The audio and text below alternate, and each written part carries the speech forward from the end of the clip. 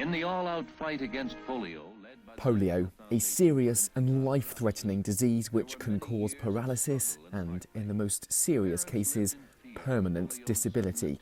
It was largely eradicated from the US through vaccinations that began in the 1950s.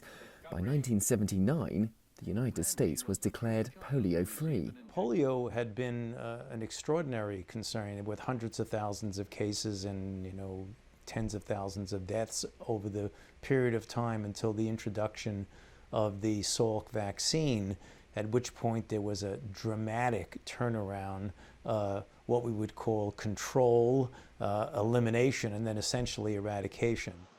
Yet health officials this summer identified the virus that causes polio in New York City's sewage water, suggesting local transmission of the virus. The polio case that appeared in Rockland County is only the tip of the iceberg. There must be considerable numbers of people who are getting infected, but since the strain is not virulent, they're not showing symptoms.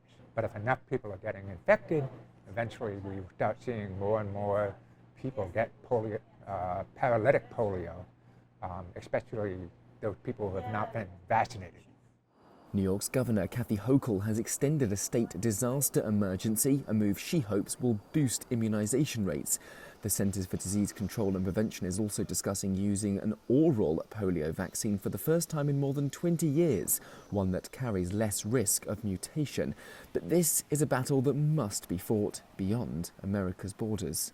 A case of vaccine-derived polio in the United States and the discovery of poliovirus in sewage in the United Kingdom show that polio will remain a global threat until it is eradicated everywhere.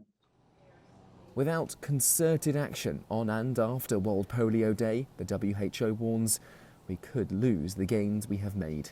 Benji, Hyer, CGTN.